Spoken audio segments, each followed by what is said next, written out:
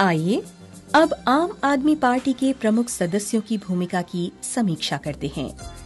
प्रायः उनमें से सभी विवादास्पद हैं और उनकी भूमिका प्रश्न करने योग्य है।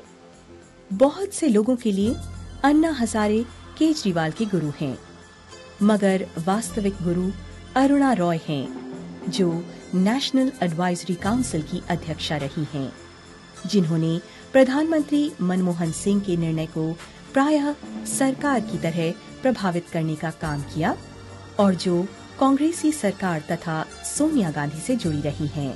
शुरुआत में अरविंद केजरीवाल ने सूचना के अधिकार के लिए अरुणा रॉय के साथ कार्य किया, जिसके लिए उन्हें 2006 का रमन मैग्सेसे पुरस्कार मिला।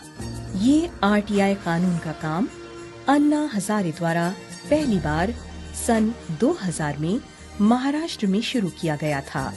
अरविंद केजरीवाल की तरह उन्हें भी वर्ष 2000 में रमन प्रणब मुखर्जी के पास भेजी थी। प्रशांत भूषण ये कार्यकर्ता, वकील और राजनीतिज्ञ हैं, लेकिन कई विवादों में शामिल रहे हैं, विशेषकर कश्मीर, नक्सलवाद और आतंकी आक्रमण के संदर्भ में। भूषण अजमल कसाब की फांसी के विरुद्ध मुखर वक्ता थे। उन्होंने अफजल गुरु के लिए राष्ट्रपति से क्षमा याचिका के प्रार्थना पत्र पर भी हस्ताक्षर किया था, जिसे 2001 के भारतीय संसद पर हमले के लिए दोषी पाया गया था। वे इस हमले के आरोपी 4 लोगों के वकील थे। प्रशांत ने कश्मीर घाटी में आंतरिक खतरों से निपटने के लिए सेना लगाए जाने के वास्ते जनमत संग्रह कराने की मांग की थी। सुजाना अरुंधति रॉय, हम पहले ही जान चुके हैं कि कैसे वे एआईडी, अंगना और दूसरे छत्री समूह से जुड़ी हैं और अफजल गुरु के मृत्यु दंड को रुकवाना चाहती थीं। उन्होंने 2008 के मुंबई हमले को भी कश्मीर मामले से जोड़ा था। उन्होंने हमेशा नक्सलवाद के विरुद्ध सरकारी कार्रवाई की आलोचना की है, जबकि वास्तविकता ये है कि आतंकवाद के बाद भारत में नक्सलवाद एक बड़ा खतरा है। मनीष सिसोदिया आपके अधिकारी बनने के पहले एक सामाजिक कार्यकर्ता और पत्रकार थे। फोर्ड फाउंडेशन के अनुदान से चलने वाले कबीर फाउंडेशन के वो भी एक हिस्सा थे। उन्हें और उनकी पत्नी को उनके एक एनजीओ को प्राप्त विदेशी अनुदान के गलत उपयोग का दोषी पाया गया। योगेंद्र यादव 2004 से centre for the study of developing societies Delhi CSDS के वरिष्ठ सदस्य रहे हैं। वे यूनाइटेड प्रोग्रेसिव अलायंस UPA सरकार द्वारा स्थापित नेशनल एडवाइजरी काउंसिल NCA के शिक्षा के अधिकार के मुद्दे से जुड़े हुए थे। योगेंद्र यादव को जवाहरलाल नेहरू विश्वविद्यालय के ICSSR द्वारा अनुदान दिया जाता था, जिसे बाद में फोर्ड फाउंडेशन द्वारा अनुदान मिलने लगा। यादव कांग्रेस उपाध्यक्ष राहुल गांधी के राजनीतिक सलाहकार रहे हैं। शाजिया इल्मी एक राजनीतिज्ञ और सामाजिक कार्यकर्ता रही हैं। शाजिया इल्मी कानपुर के मुस्लिम परिवार की हैं, जिनका संबंध भारतीय कांग्रेस पार्टी से है।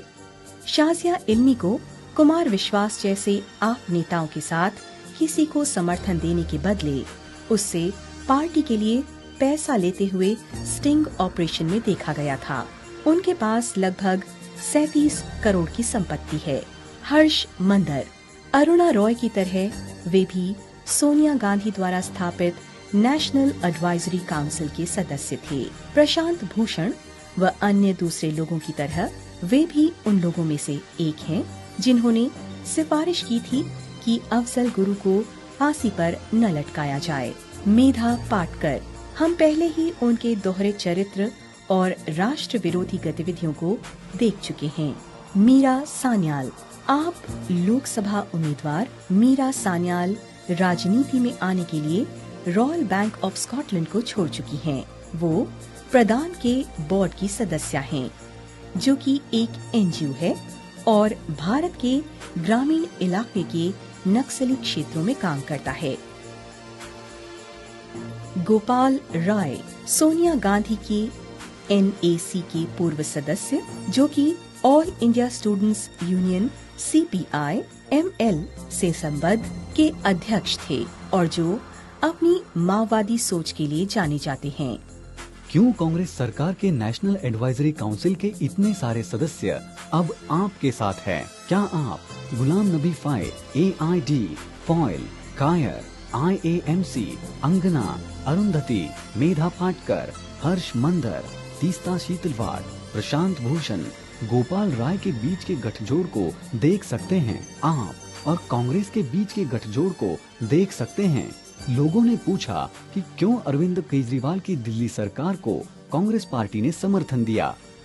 क्या इसका कोई तार्किक मतलब हो सकता है कि पार्टी और उसके नेतृत्व ने उसी आप सरकार को बनाने के लिए समर्थन दिया जिसने उसके विरुद्ध इलेक्शन लड़ा था? कोई मूर्ख भी कांग्रेस पार्टी के साथ इसके आंतरिक गठबंधन को समझ लेगा। इसके लिए किसी प्रमाण की जरूरत नहीं है।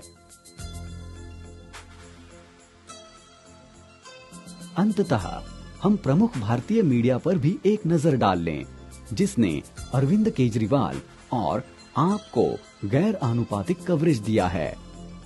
प्रमुख खिलाड़ी भारत सरकार, कांग्रेस पार्टी और कम्युनिस्ट पार्टियों और उनके नेताओं से गुप्त रूप से जुड़े हुए हैं।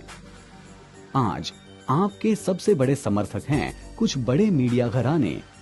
उनमें से अधिकांश का स्वामित्व विदेशी कंपनियों के पास है और कुछ कांग्रेस पार्टी में हैं। नई दिल्ली टेलीविजन या NDTV। प्रणव रॉय, उनकी पत्नी राधिका रॉय। प्रकाश करात कम्युनिस्ट पार्टी ऑफ इंडिया के महासचिव के को ब्रदर हैं। उनकी पत्नी और बृंदा करात बहनें हैं और प्रणव रॉय की चचेरी बहन प्रसिद्ध अति वामपंथी, माओवादी, नक्सलवादी, कश्मीरी समर्थक, राष्ट्र विरोधी अंगना चटर्जी की दोस्त हैं अरुंधति सुजाना रॉय। CPI-M के पोलित ब्यूरो के वरिष्ठ सदस्य और संसदीय ग्रुप लीडर हैं सीताराम येचुरी। सीताराम येचुरी की शादी सीमा चिश्ती से हुई है। सीमा चिश्ती इंडियन एक्सप्रेस की रेजिडेंट एडिटर हैं।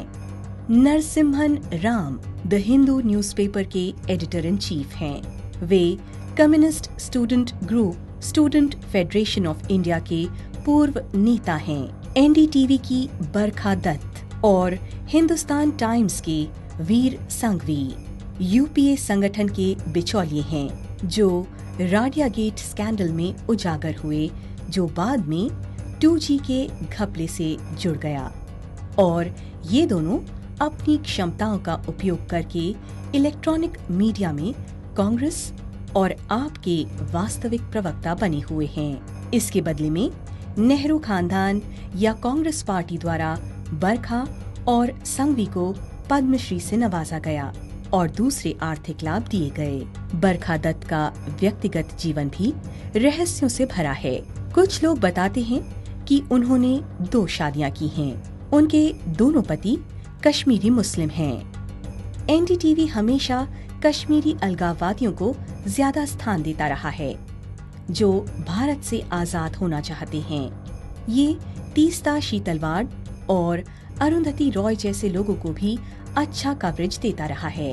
NDTV की सोनिया सिंह, उत्तर प्रदेश के कांग्रेसी सांसद, केंद्रीय मंत्री, पूर्व महाराजा और कांग्रेस पार्टी के श्री RPN सिंह की पत्नी हैं। NDTV की निधि राजदान। निधि राजदान भी कांग्रेस के समर्थन और भाजपा के विरुद्ध के पूर्वाग्रह से संबंधित अपने लेखों के लिए प्रसिद्ध हैं। इंडिया टुडे पत्रिका NDTV के द्वारा खरीदी जा चुकी है। इस समूह का दूसरी मीडिया के अलावा आज तक और बिजनेस टुडे पर स्वामित्व है। इसके इंडियन हेड राजदीप सरदेसाई और उनकी पत्नी सागरिका घोष हैं। सागरिका के पिता भास्कर घोष को इंदिरा गांधी और राजीव गांधी के समय में प्रसार भारती दूरदर्शन का प्रमुख बनाया गया था। नेहरू गांधी खानदान के प्रति अपनी व्यक्तिगत निष्ठा के लिए भास्कर घोष अत्यंत प्रसिद्ध थे। शोभना भारतीय हिंदुस्तान टाइम्स की मालिक और मुख्य संपादक, राज्यसभा में कांग्रेस की सांसद हैं। विनोद शर्मा हिंदुस्तान टाइम्स के राजनीतिक मामलों के संपादक, सभी टीवी चर्चा के पैनल में कांग्रेस प्रवक्ता की तरह पेश आते हैं। द हिंदू के पी साईनाथ कांग्रेसी नेता वी शंकर गिरी के भतीजे हैं और भारत के पूर्व राष्ट्रपति तथा नामी कांग्रेसी नेता वीवी गिरी के पोते हैं। गिरी खास तौर पर इंदिरा गांधी के कुछ कट्टर वफादारों में से एक जाने जाते हैं। न्यूज 24 हिंदी मीडिया चैनल पर पूर्व पत्रकार और संपादक राजीव शुक्ला का स्वामित्व है, जो राज्यसभा में नामी कांग्रेसी सांसद, केंद्रीय मंत्री, उद्योगपति, बीसीसीआई के उपाध्यक्ष और आईपीएल के अध्यक्ष हैं। अनेक कम्युनिस्ट विचारधाराओं ने भारत की पत्रकारिता, मीडिया और बौद्धिकता वाली जगहों पर अपना दबदबा कायम कर लिया है, जबकि कांग्रेस पार्टी भारत में, जिसमें Hindustan times, the times of India, NDTV, CNN, IBN, the Hindu, तहलका, आउटलुक आदि सहित हर प्रमुख मीडिया घरानों पर अपना प्रभुत्व बनाए हुए हैं और अंततः आपके प्रमुख नेतागण इस मीडिया नेटवर्क का हिस्सा हैं। मनीष सिसोदिया जी न्यूज के पूर्व पत्रकार थे। योगेंद्र यादव 1996 से वे भारत में कई टेलीविजन चैनलों पर चुनाव विश्लेषक और राजनीतिक टिप्पणीकार रहे हैं, जिसमें दूरदर्शन, एनडीटीवी और CNN IBN 7 शामिल हैं।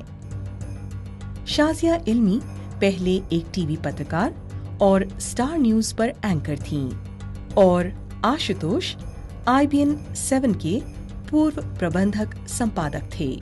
इसमें कोई आश्चर्य नहीं कि इन मीडिया घरानों द्वारा कांग्रेस और आप के समर्थन में किया जाने वाला प्रचार बिल्कुल स्वाभाविक है। तो भारत के बाहर अंगना, बिजू, विजय, विनय, कलीम ख्वाजा आदि जैसे ये भूतपूर्व भारतीय लोग भारत की छवि को खराब करने के लिए पाकिस्तान, इस्लामी संगठनों और चर्च आदि के साथ काम करते हैं। भारत में कम्युनिस्ट, मिशनरी और इस्लामी समूह भारत की अर्थव्यवस्था, सुरक्षा और स्थिरता को खराब करने के लिए उन लोगों के साथ काम करता है। ये न केवल भारतीयता के दुश्मन हैं, बल्कि मानवता के भी दुश्मन हैं। अरविंद केजरीवाल और उनकी आप से जुड़े लोग इन विध्वंसक समूहों के साथ जुड़े हैं। कांग्रेस पार्टी के साथ मिलकर अरविंद केजरीवाल अपने आप में भारत का सबसे बड़ा घोटाला है। ये दूसरे सभी सरकारी घोटालों से ज्यादा प्रभावकारी और खतरनाक हैं।